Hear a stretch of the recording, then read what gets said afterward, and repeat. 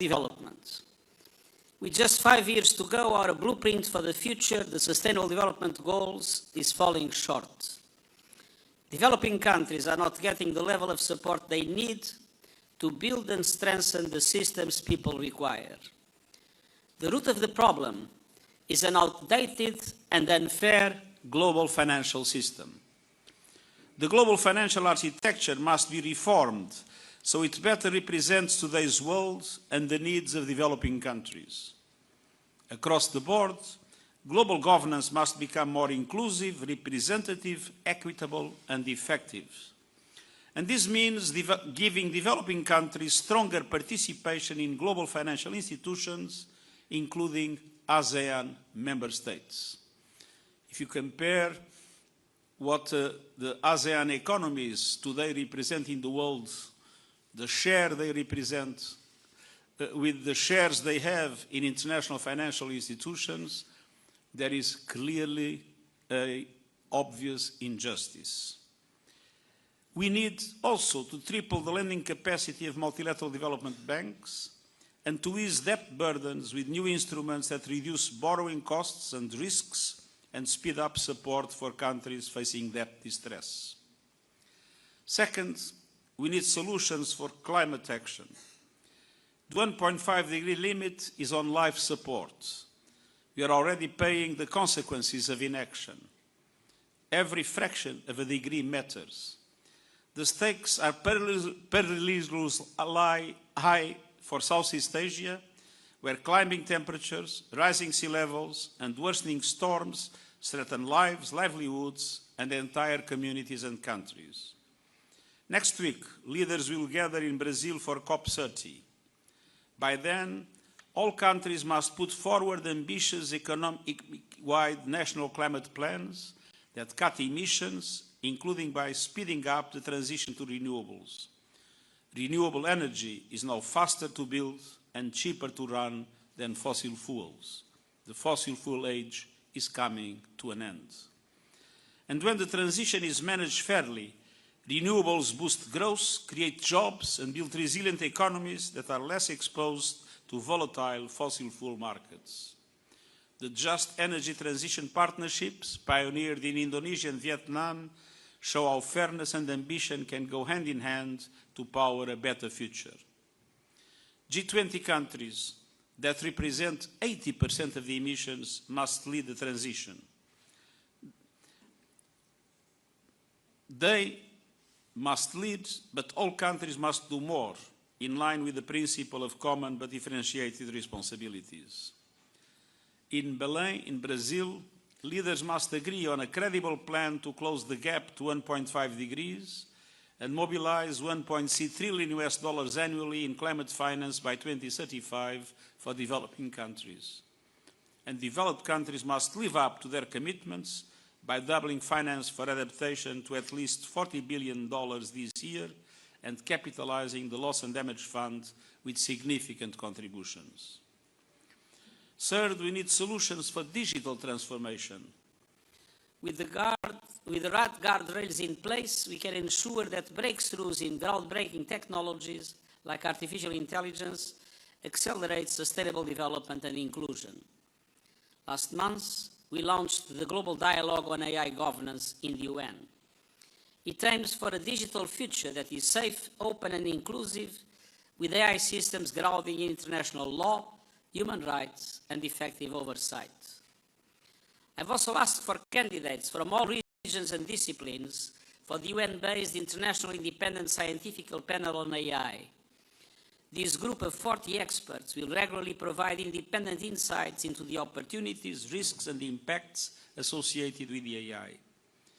I've also proposed the creation of a global fund for AI, supported by a network of regional and national AI centers, to help countries build the skills, infrastructure, and institutional capacity needed to harness AI responsibly. Together, these three pillars, the panel, the dialogue, and capacity building, are an important contribution to a new global architecture for governing AI. We must also tackle transnational organized crime, especially cyber trafficking and scam centers. I was just in Hanoi for the signing of the Cybercrime Convention, a new global treaty to protect people in the digital world. And I welcome ASEAN's support in ratifying and implementing this landmark accord. Finally and urgently, we need solutions for peace. I commend ASEAN's efforts to ease tensions in the South China Sea by accelerating negotiations on the Code of Conduct. And I applaud Malaysia's role in facilitating a ceasefire between Cambodia and Thailand, pointing the way to the peaceful settlement of the dispute. But I am appalled by the deplorable situation in Myanmar. The military takeover in 2021 has piled calamity upon calamity. Villages bombed or burned, thousands killed, millions displaced, regional stability at risk. A military attacking the civilians it's meant to protect. And now the spectre of elections within an active conflict. The atrocities and the cycle of impunity must end. I reiterate my call for an immediate end to the violence, a genuine commitment to inclusive dialogue, and a credible path back to civilian rule, starting with the swift release of all those arbitrarily detained. The United Nations fully supports the ASEAN 5-point consensus, and I welcome strengthened cooperation between my Special Envoy, Julie Bishop, with the ASEAN counterparts.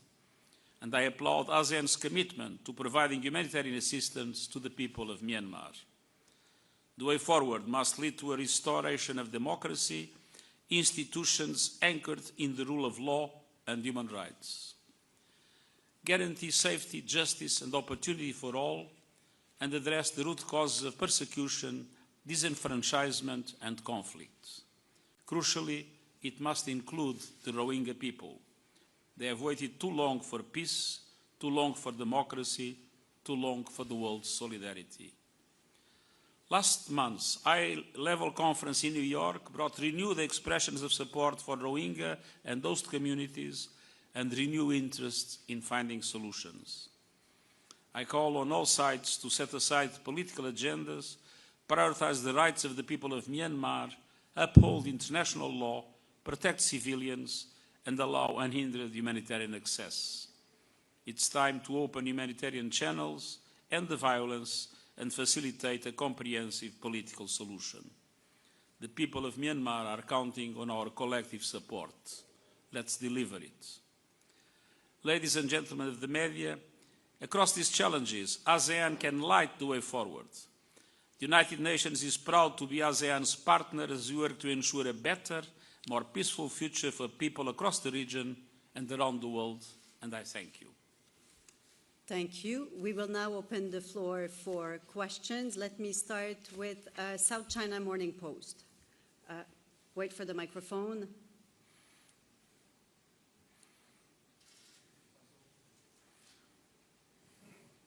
Hello.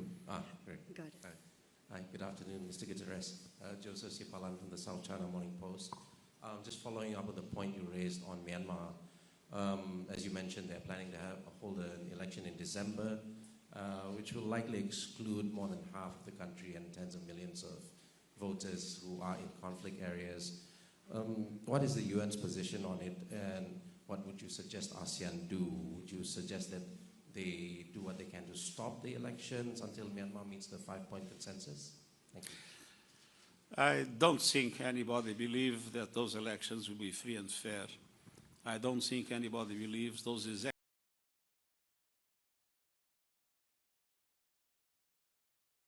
elections will contribute to the solution of the problems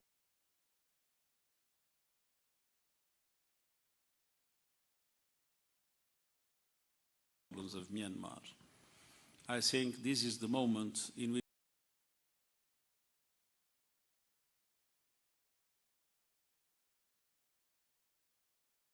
we need to increase humanitarian assistance, to stop the violence, and at the same time to pave the way for a political evolution leading to civilian rule and to respect for a constitutional form of government.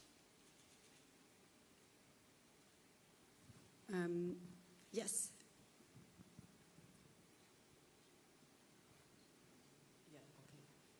I'm Gao Mian from Phoenix TV, and I have two questions.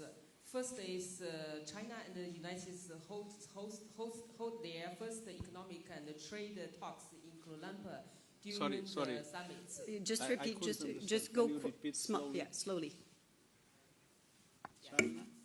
China and the United States held their first trade talks in Kuala Lumpur during the summits. And this is the first time their talks on trade in Asia country. And yesterday it reached some consensus. So what's its significance for stabilizing the global economy? And how do you view the United States add tariffs to global countries? And the second question is about the United Nations. You proposed cutting 18.8% of staff in 2026 to tackle the financial crisis of United Nations. So will this weaken the United Nations capability, and how to avoid cost cutting leading to incapacity? Thank you. So U.S. U.S.-China trade talks. The U.S.-China trade talks, and how good, what's your reaction to tariffs and how, to the tariffs and how tariffs go? I am a strong defender of free and fair trade. Trade wars do not benefit anybody. Nobody wins with trade wars.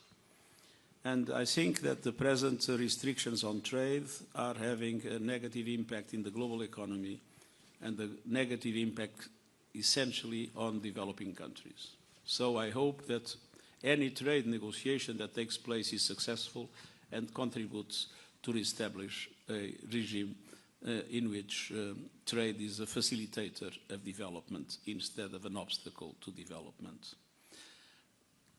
The second question, we are not reforming the UN because of the liquidity crisis. That is largely due to the reduction of payments from one main contributor, the United States.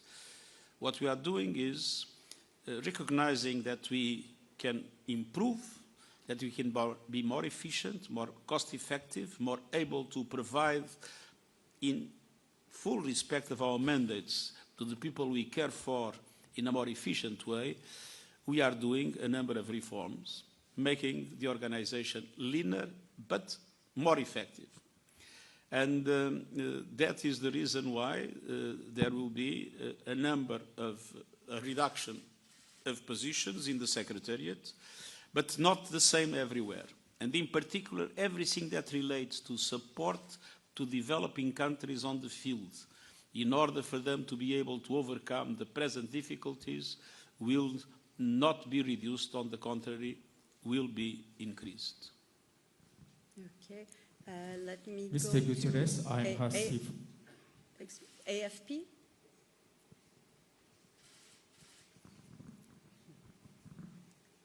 Hi, Mr. Guterres. Isabel from AFP. Do you have any updates on Sudan's al-Fashir after paramilitary RSF claimed to have taken control of the city? This represents a terrible escalation in the conflict. And I think it's high time for the international community to tell clearly to all countries that are interfering in this war and that are providing weapons to the parties to the war to stop doing that. Because the level of suffering that we are witnessing in Sudan is unbearable. And it is clear that we have not only a Sudanese problem with an army and the rapid support forces fighting each other, we have more and more an external interference that undermines the possibility to a ceasefire and to a political solution of the problem. Mr. Guterres, I'm Hasib from Utusan Malaysia. Okay. I'm referring to your earlier remarks on the situation in Myanmar and the call for free and fair elections. Sorry, we can't. I'm going to take your question, but speak a little bit slower and put the microphone a little bit away from your mouth and reintroduce yourself, okay? Okay, so sorry, quite nervous. All right, my name is Hasib Idris. I am from Utusan Malaysia.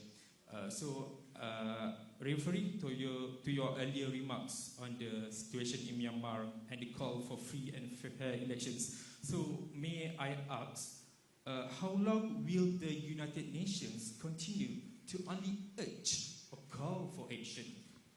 And when we want to hear concrete measures be taken to ensure accountability and real progress? Thank you, sir.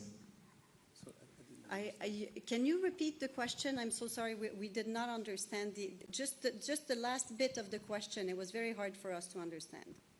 Sorry, so my question is, when will the UN saying or give a concrete measures be taken to ensure accountability and real progress? I mean that maybe beforehand we only heard about we urge. So who will be responsible for the action? Is it ASEAN, or how can UN influence ASEAN to take action to the Myanmar that are suffering now and a lot of issues in Myanmar? What can we do to promote accountability and real progress in Myanmar? Well, the Human Rights Council has just decided the creation of a mechanism of investigation in relation to Myanmar, and I believe this can become an important instrument of accountability. Mm-hmm. Very good. Shanghai Media Group.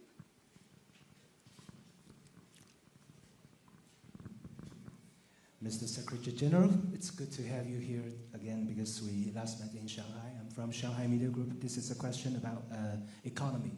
Okay, so ASEAN has made very good progress in fostering the regional economy, and everybody can see that through initiatives like RCEP, right? But however, challenges remain, especially those agreements, how to translate these agreements into such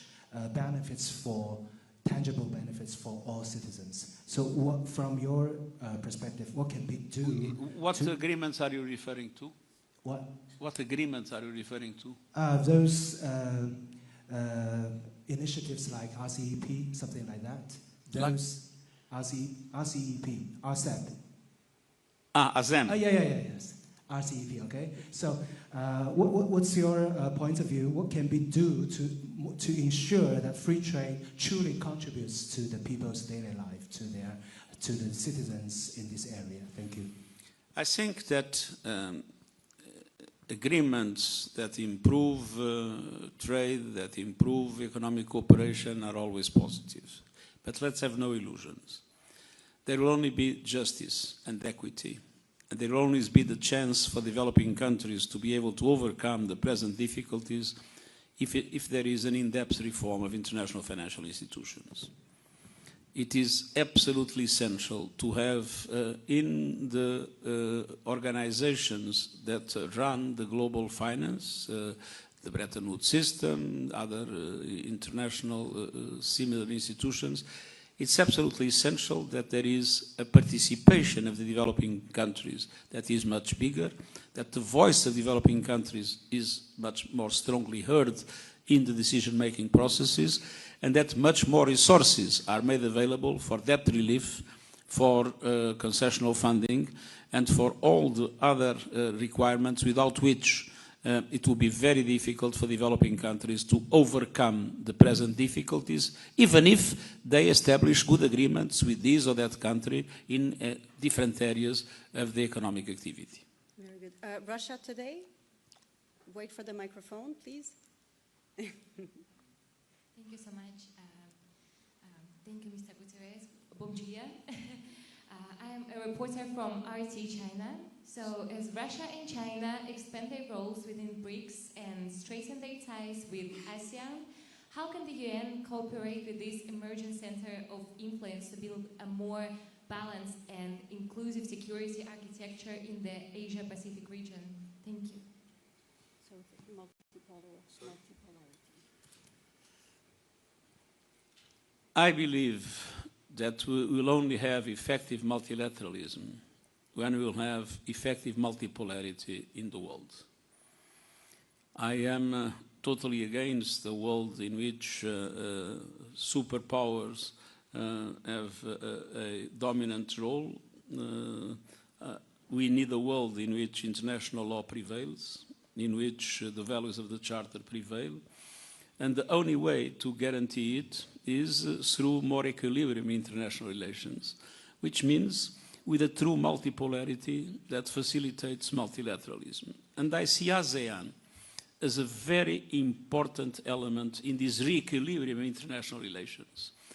I believe it's essential to have different countries and groups of countries networking in different aspects of economic and political dimensions, and creating with this network a factor of equilibrium that doesn't allow for any abuse of power of any superpower, or for a division, a geopolitical division of the world into two parts like it happened in the Cold War. I believe we need harmony, and harmony comes from equilibrium. We need a world in which there is more equilibrium in power, and for that we need to promote a multipolar world, and that multipolarity requires poles, and one of them can be ASEAN. We will take one final question from a local media, Bernama.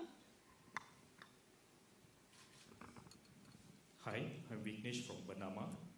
So, Malaysia earlier expressed interest to join the Gaza peacekeeping mission.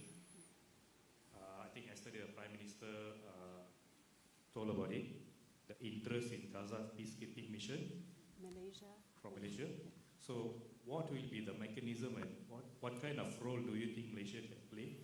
And my second question is also from Malaysia. There is a call to reform UN, including the abolition or limitation of veto power. What's your take on that? First of all, in relation to Gaza, I would like to express my appreciation for what has been the constant, coherent policy of foreign policy of Malaysia that has no double standards, and that has been strongly advocating for the right of the Palestinian people to self-determination and statehood. It is not yet clear what kind of force, in what circumstances will be created. What is important now is to make sure that the ceasefire holds, that the phase one of the agreement is fully implemented, and the UN is ready to play whatever role the key actors involved in this process will determine. The second question. On reform of the Security Council and the veto. It is clear the Security Council has a problem of legitimacy and a problem of effectiveness. Legitimacy because its composition no longer corresponds to the reality of today's world. We have 3 European permanent members in the Security Council. We have France, UK and Russia. And we have 1 Asian member, no member from Latin America, no member from Africa. This shows that the Security Council doesn't correspond at all to the world of today. That is why it's so important to have an African representation, have 2 permanent members. That's also important to have an increase in the permanent representatives from Asia.